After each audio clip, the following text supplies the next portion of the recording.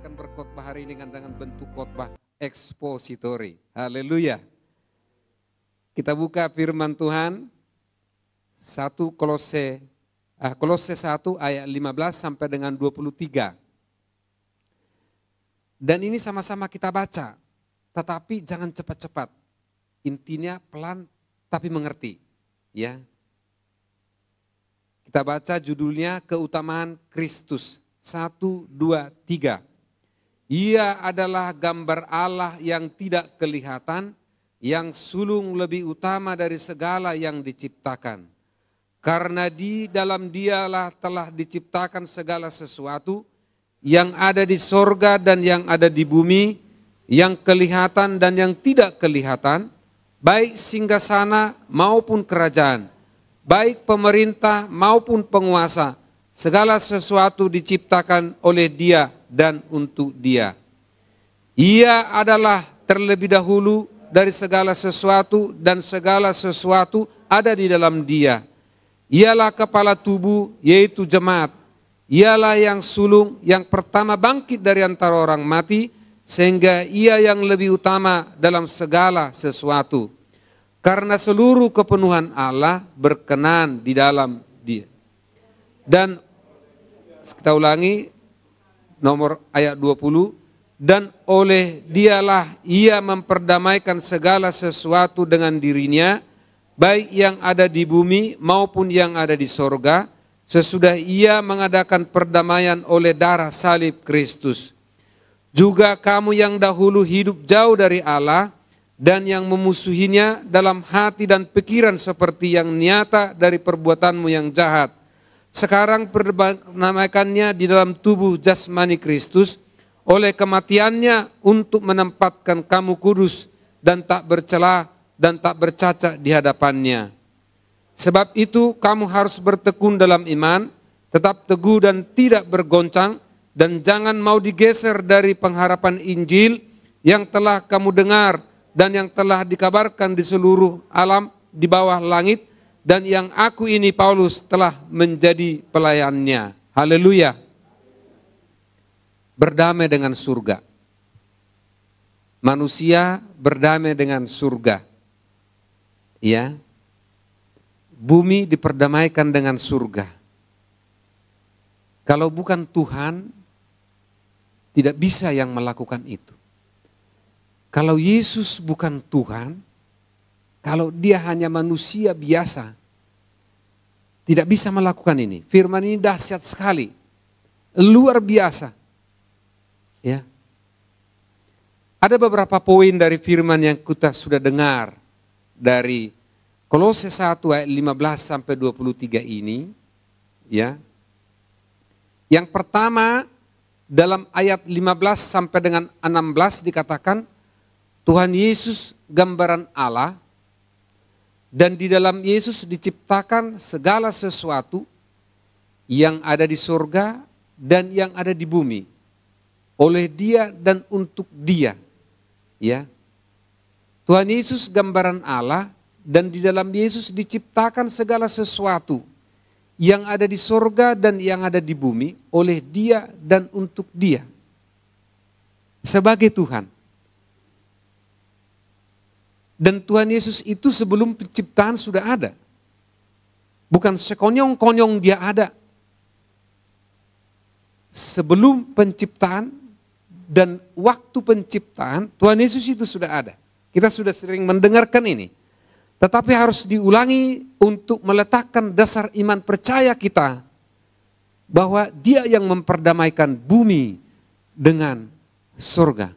Dalam Kejadian 1 ayat 26 dikatakan, marilah kita menciptakan manusia.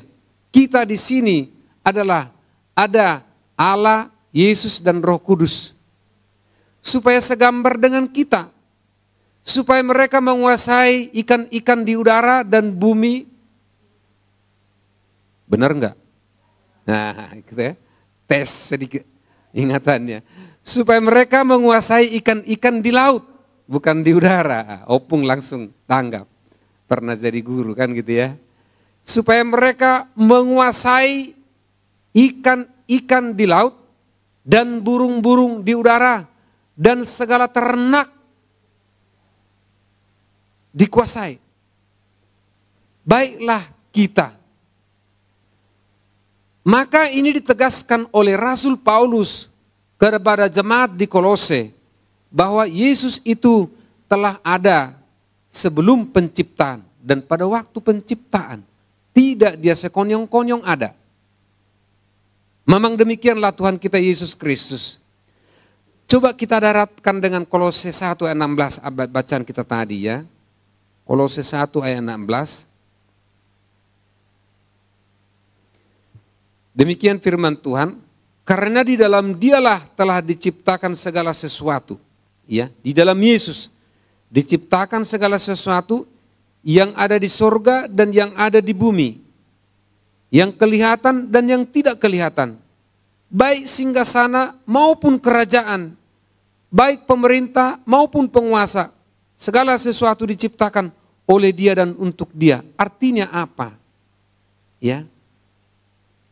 Kerajaan dan penguasa, apapun itu, harus menyembah Tuhan. Harus menyembah Allah, itu maksudnya. Sebab kerajaan-kerajaan yang tidak menyembah Allah, yang tidak menyembah Tuhan, itu bertentangan dengan Tuhan. Artinya apapun kondisi kita, situasi kita, ya harus menyembah Tuhan. Sedangkan kerajaan pemerintahan dari Dia, oleh Dia dan untuk Dia. Artinya semua menyembah Tuhan. Haleluya. Yang kedua, poin yang kedua dalam ayat 18 dikatakan ya. Next. Lanjut. Ya, terima kasih.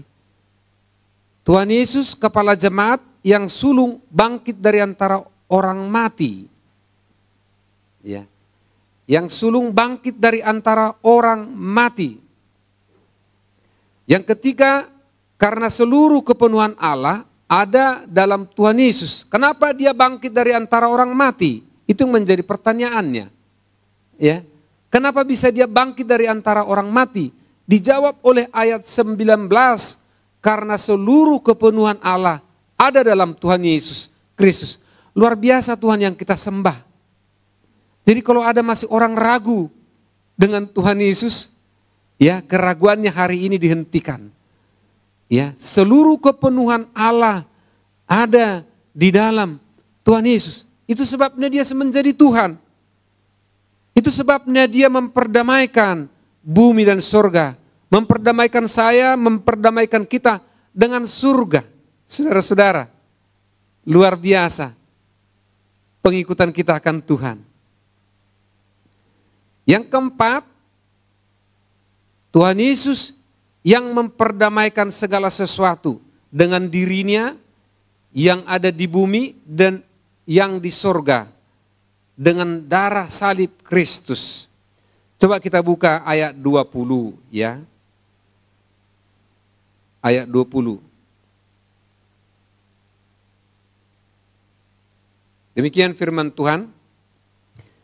Dan oleh Dialah yang memperdamaikan segala sesuatu dengan dirinya, baik yang ada di bumi maupun yang ada di sorga, sesudah Ia mengadakan pendamaian oleh darah salib Kristus. Oleh Dia yang memperdamaikan bumi dan sorga, saya dan saudara diperdamaikan oleh apa? Oleh darah salib Kristus. Makanya setiap kita menyanyikan salib, melihat salib, memperkatakan salib Kristus, itu tidak sembarang. Saudara-saudara, ada kuasa di salib itu. Ada kuasa yang luar biasa di salib itu. Jangan heran kalau orang bernyanyi salibnya selama mulia. Lalu air matanya bercucuran. Lagi kuasa Allah mengalir dalam hidupnya. Karena memang ada kuasa di salib itu. Itulah yang memperdamaikan kita dengan Tuhan. Sebab di salib itu ada pertukaran saudara-saudara yang terkasih dalam nama Tuhan Yesus Kristus. Ada pergantian di situ. Dikatakan sesungguhnya penyakit kitalah yang ditanggungnya di salib itu. Ada pertukaran. Ada pergantian. yang dilakukan Tuhan Yesus seketika dia disalibkan di situ. Ada pertukaran ketakutan menjadi keberanian, saudara-saudara. Anak-anak Tuhan itu pemberani. Ya, berani. Kenapa? Punya Tuhan. Kalau ada anak-anak Tuhan masih penakut hari ini, dekatkan dirimu kepada Tuhan. Tidak ada anak-anak Tuhan penakut. Hanya satu Alkitab ajarkan, takut hanya kepada Tuhan. Kepada apapun kita tidak takut. Kenapa saudara-saudara? Di salib itu ada pertukaran. Orang sakit disembuhkan di situ. Orang susah dihiburkan di situ. Orang tak berpengharapan diberi Tuhan pengharapan oleh Injil di situ. Orang yang kalah dimenangkan di situ. Itu sebabnya Tuhan Yesus mengatakan, kamu adalah pemenang, bahkan lebih dari pemenang. Kenapa? Ada pertukaran di salib itu. Digantikan oleh Tuhan Yesus dan dialah yang memperdamaikan bumi dengan sorga. Saudara-saudara, khotbah ini bukan hari ini yang pertama saudara dengar. Khotbah ini di mana-mana saudara dengar. Firman ini saudara-saudara mendengar. Tetapi ketika salib pertukaran itu disampaikan, hati saudara-saudara iman kita akan digoncangkan, dikuatkan oleh Tuhan. Karena memang di situ ada pertukaran. Salibnya selama mulia. Kenapa salib itu mulia? Saudara-saudara, oleh darah Kristus Yesus, itulah yang memperdamaikan bumi dengan sorga. Itulah yang menyambungkan bumi dengan sorga, sehingga kehidupan kita tersambung dengan sorga. Hidup anak-anak Tuhan tersambung dengan sorga.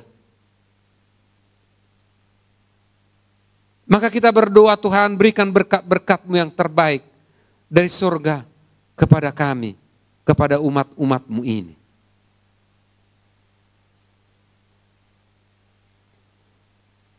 Khotbah ini tidak akan panjang. Apa yang menjadi aplikasi perdamaian bumi dengan sorga ini? Pertanyaan yang mendasar bagi kita semua, siapapun kita, ya, yang sedang bergumul, yang tidak bergumul, yang sedang happy, yang sedang apapun kondisi kita. Pertanyaan yang mendasar, untuk apa kita ada di dunia ini?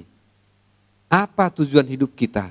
Itu menjadi renungan, aplikasi mendaratkan firman Tuhan ini. Tadi disampaikan dalam ayat 16, kerajaan pemerintah maupun penguasa wajib memuliakan Tuhan. Ya, wajib memuliakan Tuhan.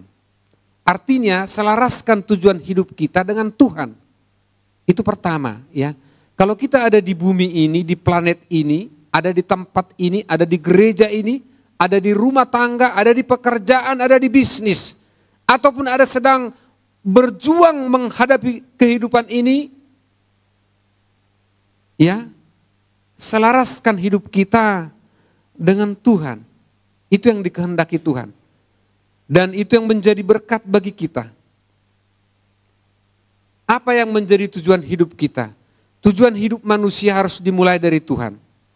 Karena manusia diciptakan untuk tujuannya. Jadi kalau kita membuat tujuan hidup kita harus dimulai dari Sang Pencipta itu. Jangan saya mulai tujuan hidup saya dari pikiran saya.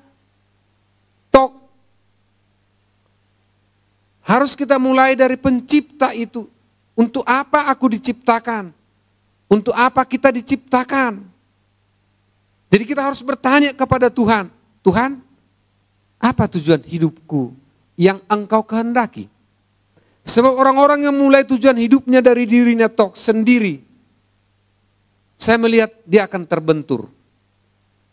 Dibentur oleh tujuannya sendiri. Tetapi ketika orang-orang percaya memulai langkahnya dan memulai tujuan hidupnya dengan tujuan Tuhan, saya melihat di kolong bumi ini penyertaan Tuhan luar biasa. Sekalipun dia dibanting-banting oleh situasi, seperti para rasul-rasul itu dibanting-banting oleh keadaan, dibanting-banting oleh perlawanan saudara-saudara karena salib Kristus. Tetapi saya percaya, kita percaya, hidupnya tenang. Hidupnya damai sejahtera. Itu sebabnya itu bisa dilakukan. Kalau tidak, dia akan mundur. Para rasul akan mundur. Ternyata para rasul tidak mundur. Maju terus. Dan itulah yang disampaikan Petrus hari Paulus hari ini, ya, bahwa salib itu memperdamaikan bumi dengan surga. Haleluya. Tetap dipegang salib itu.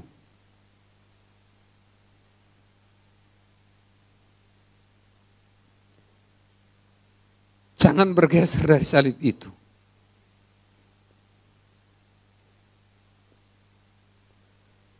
Tujuan hidup orang-orang percaya harus dimulai dari Tuhan. Orang-orang tidak akan menemukan tujuan hidupnya jika dimulai dari dirinya sendiri.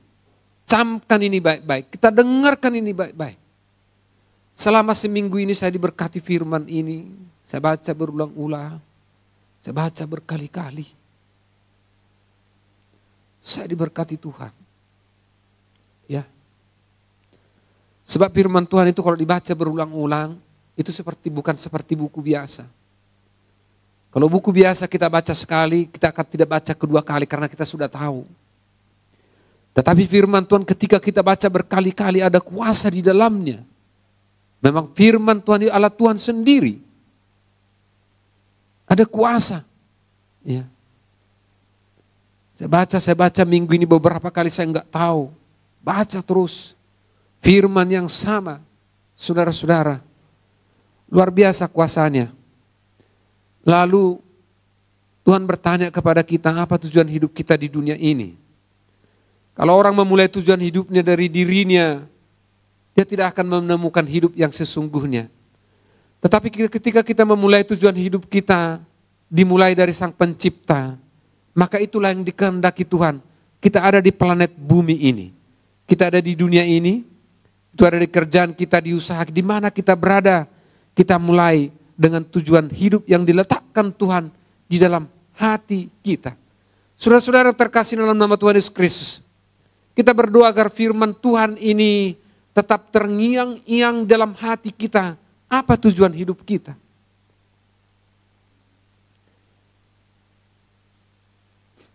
Jikalau tujuan hidup itu sudah memang kita pegang dan memang kita pegang, ya, lakukanlah tujuan hidup itu.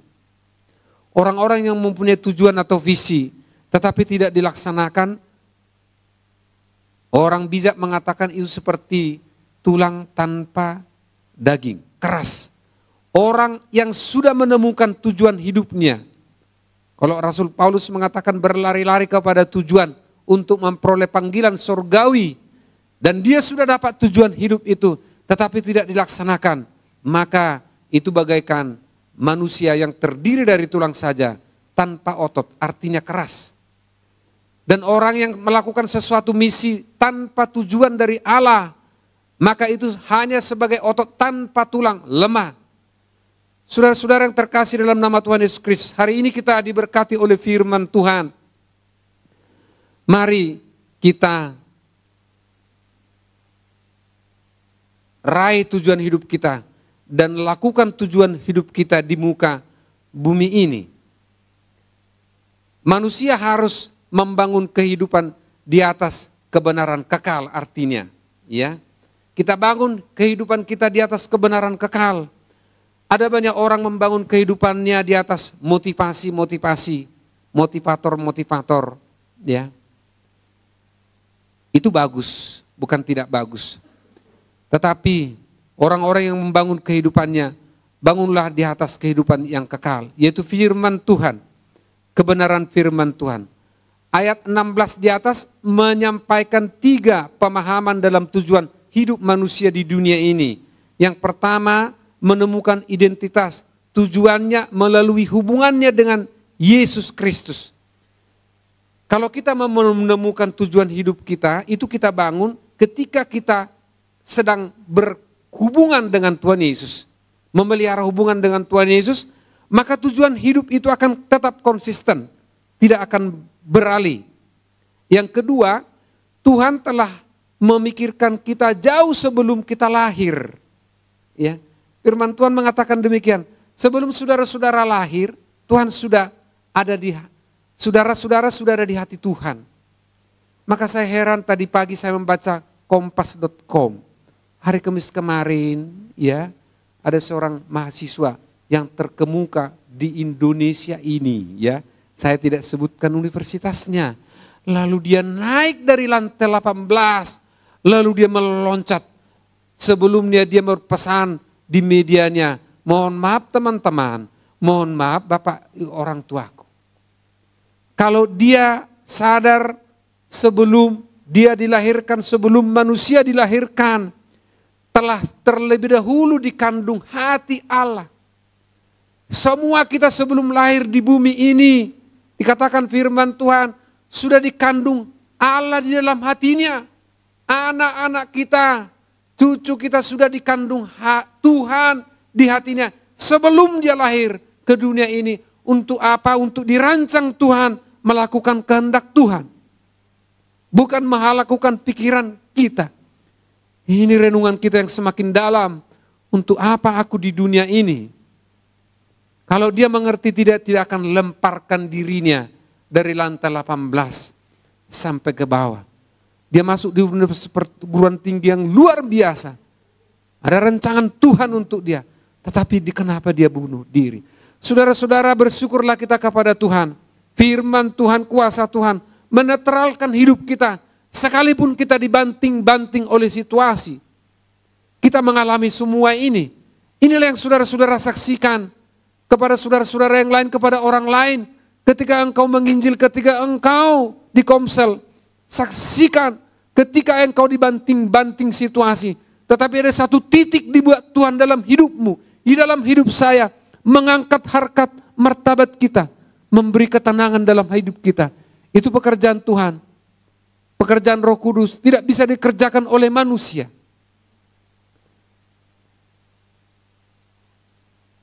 Ada satu lagi berita yang sombong dalam hidupnya.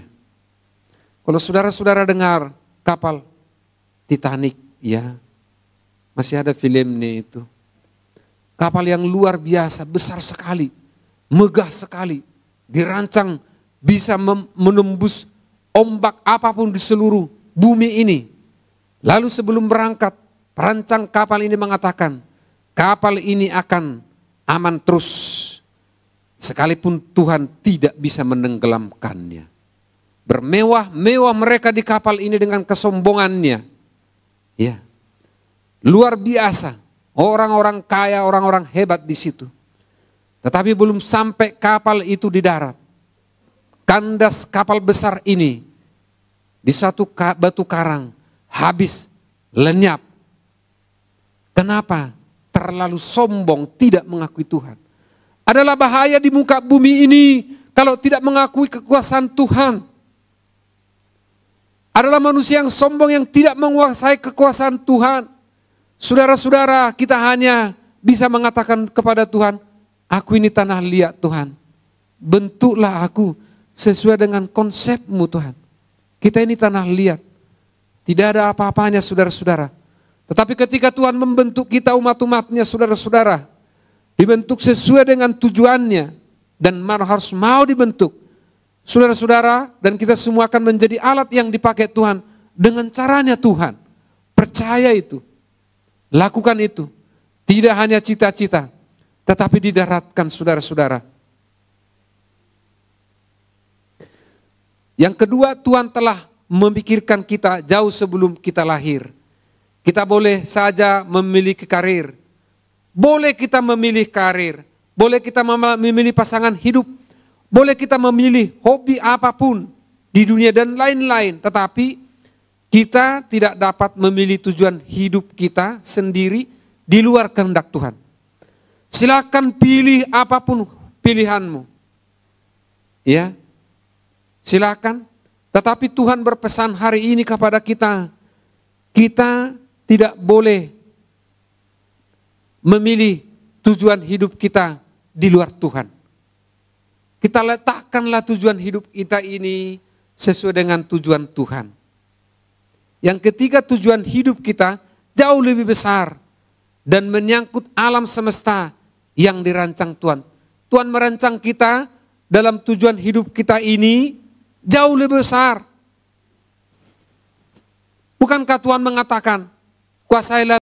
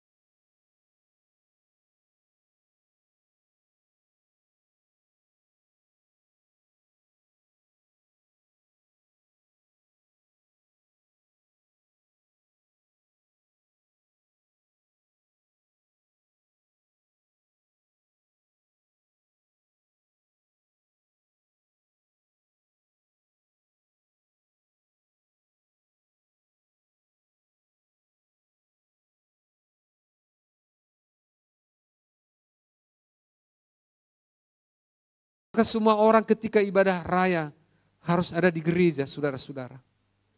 Kenapa harus ada di ibadah raya ini? Dan ini pesan kepada kita gereja di tempat ini. Kenapa harus ada di dalam ibadah raya? Kenapa harus ada raya? Sedang kita merayakan kematian dan kebangkitan Tuhan Yesus. Setiap kita ibadah raya, saudara-saudara. Setiap minggu kita dengan apa kegiatan kita, pelayanan komsel dengan pelayanan yang lain di pekerjaan. Tetapi ketika ibadah raya, mari sampaikan kepada teman-temanmu ajak ibadah raya. Itu makanya ada player. Bagikan. Yang belum membagikan player ini, saudara-saudara, minggu depan tunjuk jarimu. Ajak dia ibadah raya. Saya setiap player saya bagikan. Ya. Sebab itu tanggung jawab kita. Jangan ragu mengajak orang kepada Tuhan. Jangan ragu mengajak orang kepada kebaktian ibadah raya. Saudara-saudara, Tuhan Yesus yang memperdamaikan bumi dengan surga. Apa keraguan kita untuk menjangkau mereka? Bukan untuk kepentingan gereja, bukan untuk kepentingan pendeta, tetapi untuk kepentingan sorga, untuk masuk sorga. Saudara-saudara, begitu banyak kita hari ini ajak ibadah raya, hari Minggu ibadah raya GPI Narwastu. Siapapun mereka, terutama yang tidak beribadah raya. Iya. Kemarin saya ketemu dengan seorang anak SMP. Dia bilang, udah lama orang tua saya nggak pernah ke gereja, Pak. Hati saya miris. Minta alamatmu, Nak. Kami akan kunjungi. Sudah lama orang tua saya tidak ke gereja. Saya tanya apa penyebabnya, enggak tahu. Saudara-saudara, hari ini berita dari surga mengatakan, Yesuslah yang memperdamaikan kita dengan surga, yang memperdamaikan bumi dengan surga. Jadilah kita agen-agen Tuhan semuanya. Dalam Yesaya 44 ayat 2 dikatakan, Aku adalah penciptamu. Engkau ada dalam pemeliharaanku, bahkan sebelum engkau dilahirkan. Yesaya 44 ayat 2, itu pesannya, sebelum kita dilahirkan, kita sudah ada di kandung pikiran oleh Tuhan. Oleh itu, saudara-saudara,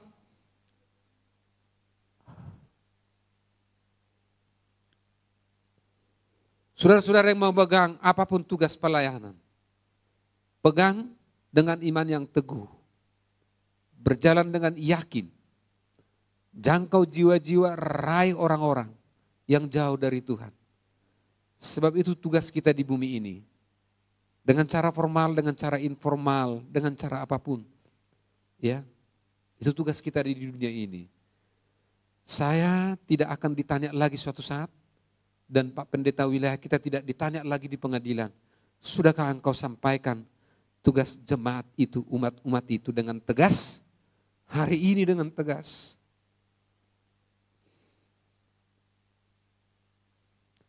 Itulah tugas kita. Mungkin tidak harus sekolah teologi ya saudara-saudara. Tetapi untuk membagikan player aja saudara-saudara tidak mau bercermin hari ini. Untuk mengajak orang datang ibadah raya, merayakan kemenangan Tuhan Yesus. Merayakan kebangkitan Tuhan Yesus. Dan olehnya kemenangan itu diberikan kepada kita. Siap kita untuk melawan apapun, menghadapi tantangan apapun yang berasal dari si jahat. Saudara-saudara, itu adalah berkat yang spesial yang Tuhan berikan kepada orang-orang percaya. Yang harus kita pegang selama-lamanya. Jauh sebelum Anda dikandung orang tua, ya, kita telah dikandung dalam pikiran Tuhan. Yohanes 17 ayat 18 mengatakan, sama seperti engkau telah mengutus aku ke dalam dunia ini. Demikian pula aku telah mengutus mereka ke dalam dunia ini. Saudara-saudara yang terkasih dalam nama Tuhan Yesus Kristus. Kita semua adalah utusan Allah, diutus oleh Tuhan. Jangan sepelekan utusan ini. Pegang utusan ini. Sebagaimana Allah mengutus Tuhan Yesus Demikianlah Tuhan Yesus mengutus kita. Mengutus saya dan saudara sekaliannya. Sebagai penutup daripada khotbah ini, bertekunlah dalam iman, tetap teguh dan tidak goncang, dan jangan mau digeser dari pengharapan Injil. Ini ayat bacaan kita ayat 23, Kolose 1 ayat 23 tadi. Bertekun dalam iman, tetap teguh dan tidak goncang. Jangan mau digeser dari pengharapan Injil. Apakah itu kesusahan? Apakah itu ekonomi? Apakah itu sakit penyakit? Pesan Tuhan hari ini, jangan mau digeser dari pengharapan Injil. Tetap kita berpegang kepada Injil Tuhan. Tetap kita berpegang pada salib Kristus. Selamanya salib itu mulia. Kita bangkit semua berdiri.